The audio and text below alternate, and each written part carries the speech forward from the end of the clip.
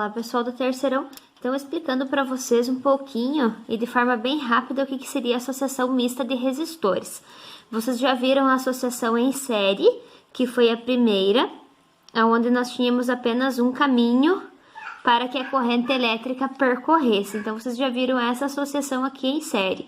Depois da associação em série, vocês viram a associação em paralelo, aonde a corrente ela possui dois caminhos para percorrer, passando apenas por um resistor. Então, a corrente ela se divide, passa por um resistor, se divide e passa pelo outro resistor.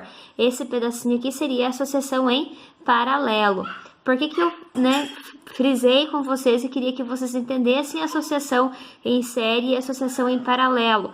Porque a gente iria trabalhar a associação mista. O que é a associação mista, gente? É as duas fórmulas, as duas formas de resolver juntas. Então, vocês vão precisar verificar qual é o tipo de associação que está tendo no circuito. Então, relembrem as fórmulas para a associação em paralelo. Nós temos R1, a primeira fórmula que a gente usa quando a gente tem ali mais de 3 resistores, né? Ou 2, ou 3, ou mais. 1 sobre a resistência igual a 1 sobre R1 mais 1 sobre R2 mais 1 sobre o R3, por quantos resistores tiverem. Vocês podem utilizar esta fórmula aqui quando vocês tiverem 2 resistores.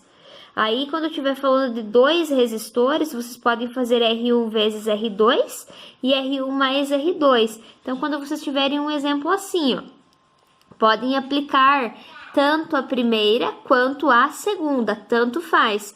E quando vocês tiverem resistores iguais, vocês podem aplicar a primeira, a segunda ou diretamente esta fórmula aqui, beleza?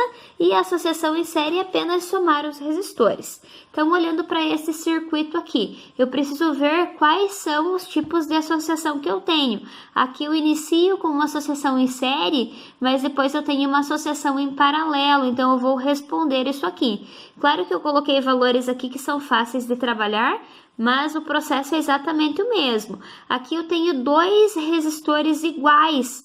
Quanto vale o resistor? Ele vale 10 ohms. Quantas vezes ele aparece? 2. Então, esse resistor equivalente vai ser de 5 ohms. Então, eu vou trocar todo mundo aqui por 5 ohms. Pessoal, se fosse diferente, poderia aplicar esta fórmula aqui ou esta fórmula aqui. Tanto faz. As duas vão chegar ao mesmo resultado. Partindo desse resistor, então, aqui em série, achamos o resistor equivalente aqui, que agora a gente substitui por 5, e nós temos mais uma associação aqui, que agora é em paralelo. Também coloquei valores fáceis para facilitar a explicação e não ficar tão extensa, mas o processo é o mesmo. Nesse caso aqui, eu estou trabalhando com 3 resistores iguais. Quanto eles valem? 6 ohms. Quantas vezes eles aparecem? 3 vezes. 6 divididos por 3, 2. Então, eu vou trocar todo mundo aqui por 2 ohms.